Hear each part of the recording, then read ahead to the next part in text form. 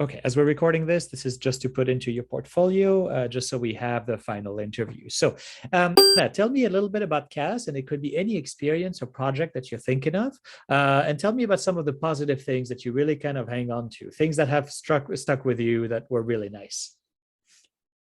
I think my CAS project, Music Mentoring Club, was pretty big for me because it was like my first time actually teaching younger students like violin. Like I've like read to kids and stuff, but violin was pretty new for me, and that took a lot of practice on my part because I had to think of ways to explain like how to play the violin, especially because it was online and I couldn't move their fingers like directly. I had to explain all the process to them like over Zoom. I think that was a bit of an obstacle for me, but I think it was pretty fun just interacting with my students and being able to try to like guide them through the whole process. Sure. So that makes sense. That's really cool. I didn't think of it having to, yeah, not being able to kind of move the fingers. That's interesting. So tell me more about a couple times maybe where you've struggled, especially due to COVID and being online. How did you get to it? I mean, how did you adapt? So there were like times where my students' violin would break and I wouldn't be able to help them, or we would Okay. have to tune the violins. And while tuning, they would break the strings and stuff, and that probably was a big thing. But Miss, my supervisor, helped me a lot through it. She arranged for people at school to like change their violins or fix their violins. So I think that was how I got over the like those difficulties. Oh, very nice. So you were able to kind of be collaborative with this and have the help of someone else, which is a big part of CAS. So collaboratively, tell me about how this has worked for you. Are you a person who normally doesn't like to be collaborative? You work on your own? Do you rely on other people a lot? Like, how did that play into your whole CAS experience? I try like not to bother people as much as possible, but I think it because this was kind of a teamwork, I had to also talk to my members and coordinate how like what we were gonna try to improve because we had these sheets where the mentors could fill out feedback for the mentees and the mentees could fill out feedback for the mentors, and we just kept thinking like, oh, we kept thinking of like ideas to improve the club, like, oh, should we have meetings and give people feedback like directly, or should we just leave it at this? And I think there was a lot of discussion over that and trying to plan like our schedule so that we weren't too overwhelmed, but all our mentees could receive the lessons they needed. Very cool. Okay. So you use not only collaboration with your team, but also with the mentees, and you were able to kind of get everybody involved in this. That's wow, that's phenomenal. Okay, thank you. Very cool. So tell me maybe a couple of times where things didn't pan out as you wanted and you were maybe frustrated or not happy about things, which we know happens. Oh, we were trying to expand the club to like Burmese local schools, Mm, but that really didn't work out, especially because of COVID. We couldn't find a partnering school, or we also tried like contacting Mrs. music like department, but I think they don't have a band anymore or an orchestra anymore. I'm not sure. That didn't work out, and we just kind of like gave up on trying to expand it more. I think it was mainly because of COVID and that we couldn't meet each other in person. sure, sure, that makes sense. So when you're thinking about this whole project, which seems to be really important to you, I mean, you've had plus minuses, you've collaborated, you had to kind of go through, you've demonstrated a lot of different aspects and learning outcomes of CAS. Tell me a little bit about what you'd like this project to be. Would you like someone else to take it over, or is this something that's done? What would be your vision for this? Um, I think I would like for people to take over the club, but I'm not sure if it's going on right now because I kind of I'm taking a rest from my ASAs because of mocks in like 12th grade.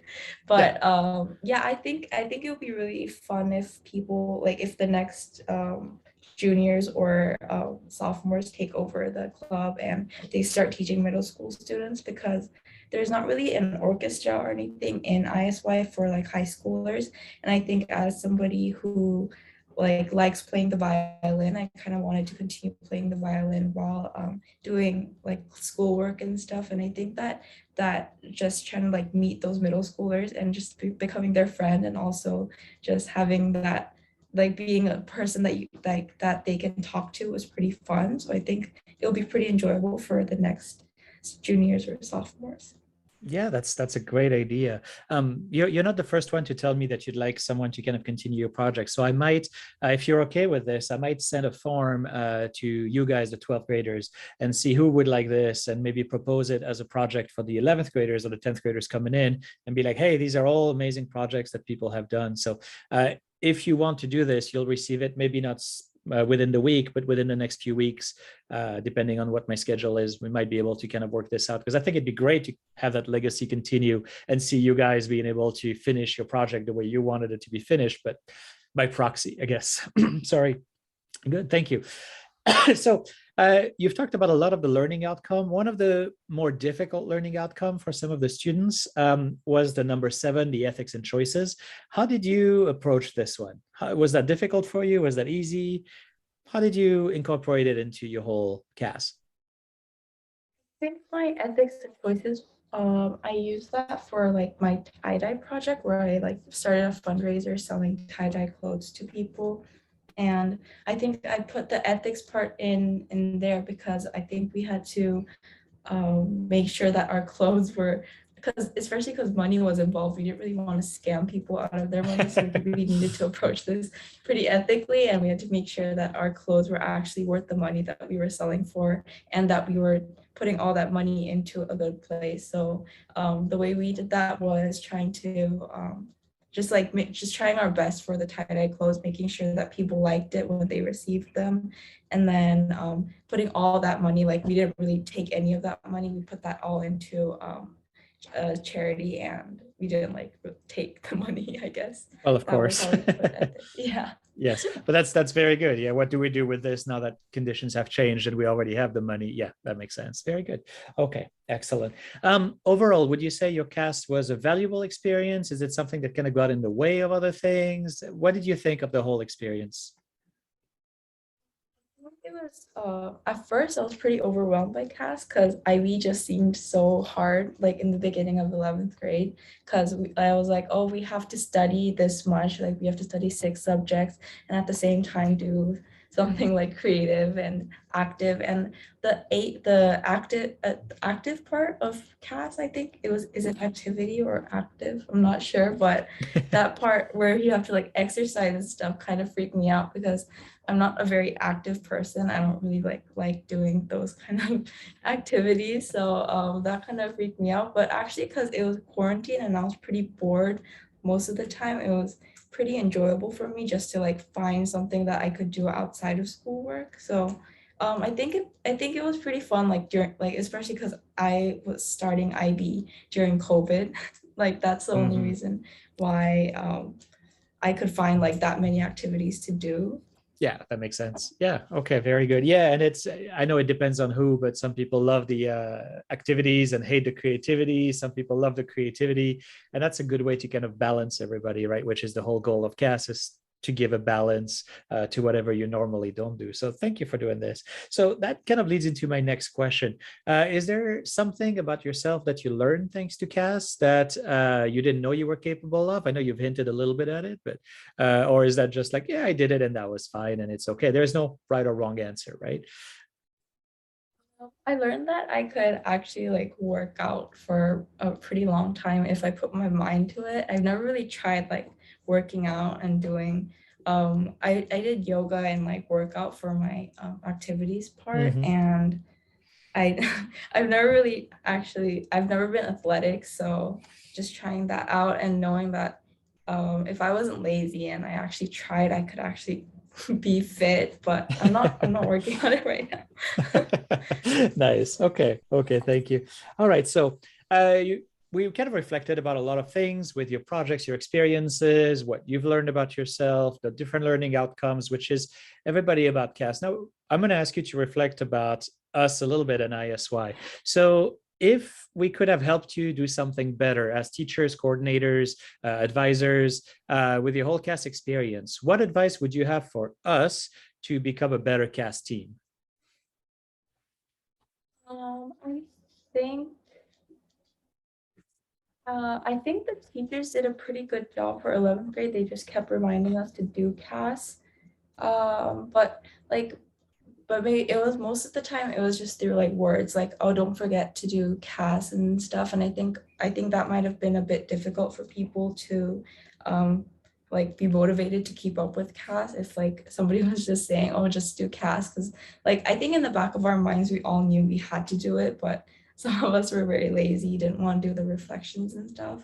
So I think maybe like assignments like on Google Classroom, like just to make sure that people hit this certain point before they enter 12th grade. And I think it would be good if like teachers told kids to finish CAS before 12th grade, so that because 12th grade was really hectic with like IAs and college apps and stuff. And I think CAS Ah. was the last thing on my mind. I So totally get it. Yeah, no, yeah. that's good. The one thing about CAS is we can't finish it early.